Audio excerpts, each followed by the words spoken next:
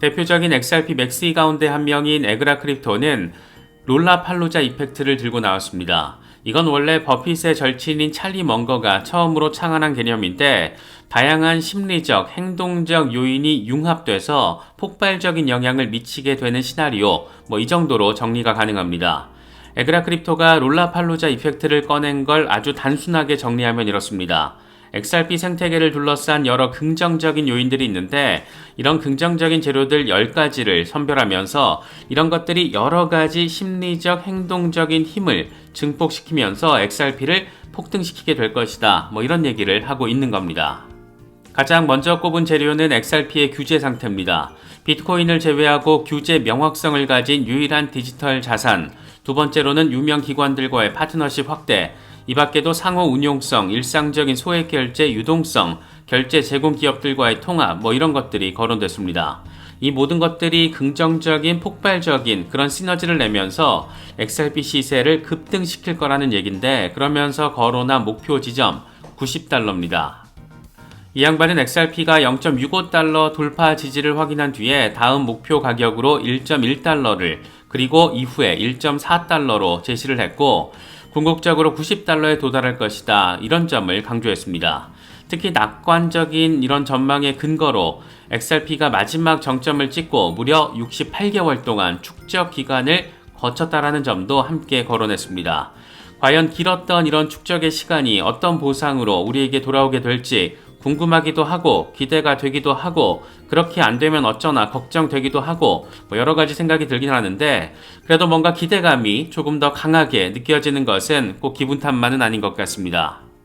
소송과 관련해서는 요즘 존 디튼 변호사가 합의금 액수를 예상하면서 분위기를 조성하고 있는 모습인데 이 양반은 리플이 징벌적 손해배상으로 지급하게 될 금액은 7억 7천만 달러보다 훨씬 적을 것이다. XRP 판매를 두고 영국과 일본 등 미국 이외 국가에서도 조사가 진행됐지만 해당 지역 규제기관들은 XRP를 증권으로 분류하지 않은 점을 주목해야 한다.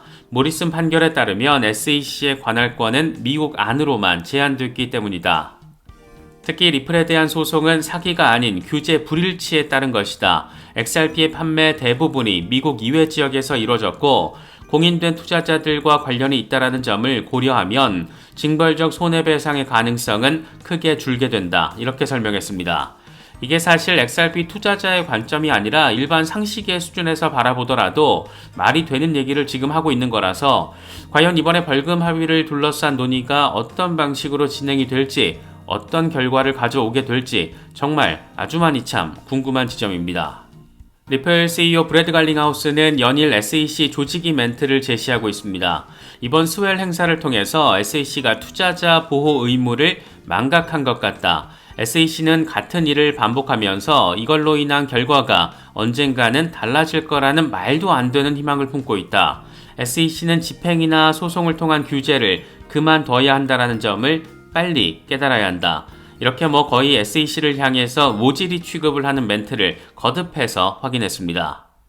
벌금 합의 이슈와 관련한 양측의 미팅 스케줄 제안이 나왔는데 SEC와 리플은 스케줄 명령이 나온 날부터 90일 일정을 법원에 요청한 것으로 나타났습니다. 90일 안에 뭔가 벌어질 수 있다라는 것으로 해석할 수 있는 그런 상황인데 이제 아날리스 토레스 판사가 이걸 검토한 뒤에 날짜를 정리해주지 않을까 생각됩니다. 이번에 법원에 제출된 내용이 얼핏 조금 밋밋해 보이기도 하는데 이와 관련해서 챗 GPT가 분석한 이번 문건의 분위기도 꽤 재밌습니다. 본질적으로 이 문서는 합의 가능성을 직접적으로 보여주지는 않고 있지만 양측이 여전히 소송 절차에 참여하고 있고 향후 법정 소송에 대비하고 있다는 것을 시사한다. 합의는 어느 단계에서든 발생할 수 있고 공식적인 소송 절차와 함께 진행될 수도 있다. 이런 준비가 합의 협상에서 우위를 확보하기 위한 전략적인 포지셔닝의 일환일 수도 있다. 이렇게 나왔다라고 합니다. 여러 가지 의미 포인트가 담긴 요약인데 먼저 7억 7천만 달러 규모의 증권으로 판정된 XRP에 대한 벌금 어떻게 책정할 것인가? 이걸 싹 다 투자 목적이 있다라고 과연 단언할 수 있는 것인가? 미국 이외 지역 기업에 판매된 XRP, 특히 투자 목적이 아닌 ODL 유틸리티 목적이 더 강한 부분도 벌금에 포함시켜야 하는 것인가? 여러 가지 쟁점들이 있어서 벌금 합의 자체도 상당히 복잡할 수가 있다. 이런 점을 챗GPT가 합의 협상에서 우위 확보를 위한 전략적인 포지셔닝이라고 표현한 것으로 바라볼 수 있습니다. 벌금 합의가 적절한 벌금 액수에 맞춰서 잘 되면 좋은데 이게 기관 물량에 대한 부분만 합의가 이루어지고 2차 시장 판매 물량은 비증권이라는 약식 재판 판결에 대해서는 합의가 이루어지지 않을 경우 이 부분만 놓고 정식 재판에서 다툴 가능성도 있습니다. 이렇게 되면 벌금 합의 이후에 2차 시장 판매 물량을 놓고 1심 정식 재판이 진행되는 겁니다. 브래드 갈링하우스 CEO는 이번에도 끝까지 가서 끝장 보겠다라는 의지를 밝힌 상태인데 과연 기습적인 합의가 가능할지 아니면 진짜 최악의 경우 대법원까지 가게 될지 그런 여러 기대와 우려가 섞여 있는 그런 모습입니다. 리플과 관련해서는 아주 그냥 한바탕 난리가 난 시간이었습니다. 먼저 블랙록의 XRP ETF 승인 준비, 이런 다소 임팩트가 컸던 가짜 뉴스 소식부터 짚어보겠습니다. 먼저 사단의 시작 지점은 더 블록이 X 플랫폼을 통해서 밝힌 내용이었는데 블랙록이 델라웨어주 기업 등록 웹사이트에 XRP 트러스트 엔터티를 등록 신청했다라고 전했습니다. 이 과정이 통상 SEC에 ETF 신청을 하기 전에 진행된다라는 점에서 블랙록이 XRP 현물 ETF 승인 신청을 준비하고 있는 것 아니냐 이렇게 해석이 됐습니다. 여기에다 요즘 ETF 이슈로 재미를 보고 있는 블룸버그 ETF 애널리스트들이 말을 못했는데 이번엔 에릭 발추나스가 이 같은 상황은 ETF 신청 전 움직임이다. 많은 사람들이 해당 정보를 포스팅한 걸 보고 가짜 뉴스라고 생각을 했는데 실제로 확인해 보니까 사이트에 해당 내용이 있었다. 이렇게 밝히면서 이게 가짜 뉴스가 아닐 가능성, 그런 해석이 주를 이루게 됐습니다. 그 사이에 XRP는 순간적으로 0.75달러, 원화로는 1,000원까지 급등을 했는데 여기까지가 첫 보도가 나오고 나서 25분 동안의 상황입니다. 그리고 나서 더 블록이 한다는 말이 이건 가짜뉴스였다 이렇게 정정 보도를 했고 XRP는 그렇게 다시금 덤핑을 해버렸고 블랙록 관계자가 직접 나서서 이 소식이 가짜뉴스라고 팩트 확인까지 해줬습니다. 가짜뉴스를 진짜 뉴스인 것에 가깝다라는 취지의 멘트를 했던 블룸버그의 에릭 발추나스 역시 이 소식이 가짜뉴스라는 것을 블랙록 측에 직접 확인을 했다. 어떤 얼간이 같은 새끼가 블랙록 임원의 이름으로 사칭을 해서 허위로 델라웨어주 웹사이트에 관련 정보를 추가한 것이다. 이렇게 설명을 했습니다. 설레발을 친 블룸버그 애널리스트들도 문제가 없다라고 할 수는 없겠지만 정말이지 이런 걸 사칭해서 가짜뉴스를 만들어내는 상황, 이런 게 시스템적으로 가능하다라는 상황도 정말 대단하고 한편으로는 무섭게 느껴지기도 하고 이 과정에서 600만 달러 규모의 XRP 선물 포지션이 강제 청산된 걸 보면 이게 참 간단치 않은 상황이다, 이런 점들도 느낄 수가 있습니다. 결과적으로는 가짜 뉴스였지만 그래도 언젠가는 진짜 뉴스가 될 가능성이 충분히 존재한다. 요 정도로 생각을 하면 어떨까 싶습니다.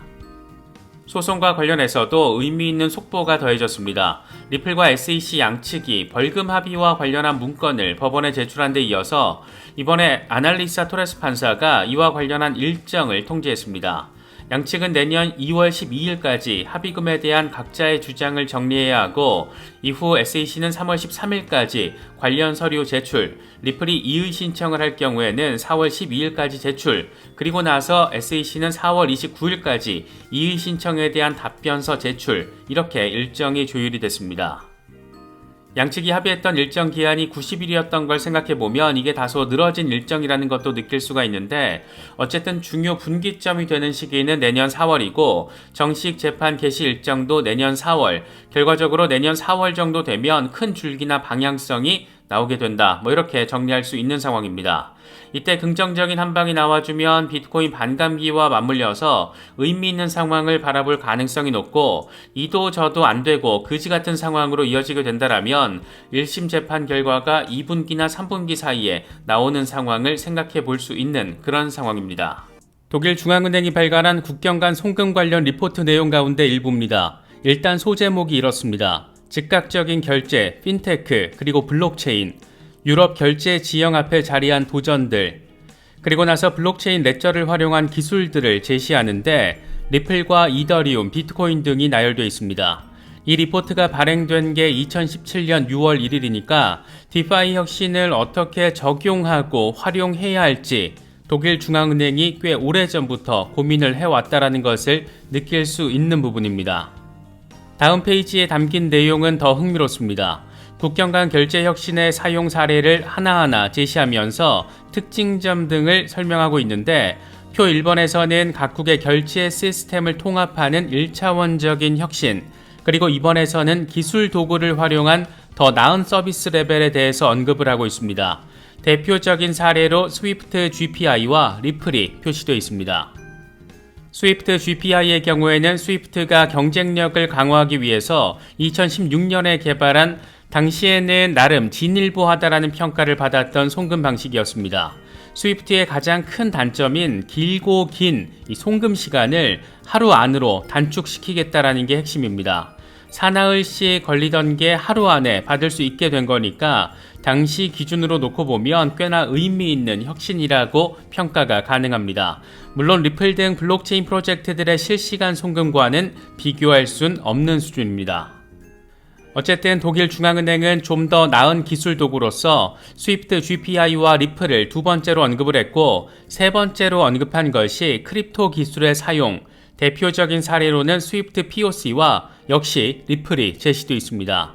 스위프트 POC는 스위프트가 체인링크와 협업을 하면서 체인링크 기반의 국경 간 송금 시스템을 의미하는데, 나름 리플의 ODL 서비스가 등장한 뒤에 스위프트가 살아보겠다라고 발악하는 과정에서 체인링크를 등에 업고 등장했던 기술입니다. 스위프트 입장에서는 가만히 멍 때리고 있다가는 국경 간 송금 나와바리를 리플이나 유사 디파이 프로젝트들에게 다 빼앗길 수밖에 없는 환경이 등장해 버린 것이고, 살아보겠다고 체인링크 데려다가 살려달라고 읍소한 걸로도 바라볼 수가 있습니다. 스위프트와 체인링크의 협업은 꽤 순조롭게 진행되고 있는 모습인데, 이번에도 여러 블록체인들에서 토큰화된 자산을 전송하는 실험을 성공적으로 진행했다, 이런 발표가 나왔습니다. 이른바 상호 운용성에 대한 부분들, 다시 말해서 스위프트에 참여하고 있는 10,000개 이상의 은행과 기관들이 자연스럽게 체인링크 블록체인을 통해서 연결되는 상황을 구현하고자 하는 노력이라고도 바라볼 수가 있습니다. 이번 테스트가 성공했다라고 전해진 게 9월 첫날입니다. 스위프트도 꽤나 빡시게 지금의 블록체인 혁신에 대응하고 있다라고 바라볼 수가 있고, 동시에 이미 블록체인을 활용한 혁신에 동참하고 있다, 적극적으로 들어와 있다라고도 평가할 수가 있습니다. 정리하면 독일 중앙은행은 이미 2017년부터 블록체인 기술을 활용한 실시간 송금 결제에 대해서 꽤 심도 있는 리서치를 진행했고, 여기서 핵심적인 사례 모델은 전통 송금 강자 스위프트, 신흥 송금 강자 리플, 이 딱 두 개의 이름밖에 없다라는 게 우리에게는 큰 의미 포인트입니다. 그리고 체인링크의 잠재력도 확인할 수 있다라는 점, 관심 있으신 분들이나 홀더분들은 참고하시면 좋을 것 같습니다. 이건 2021년 8월 기사인데, 핵심은 프랑스 중앙은행이 CBDC 플랫폼으로 XRP 레저를 고려하고 있다라는 내용입니다. 최근에도 프랑스 중앙은행의 XRP 레저 채택 가능성, 이런 이야기들이 꾸준하게 나왔었는데, 다 그럴 만한 배경이 이미 오래전부터 존재해 왔던 겁니다.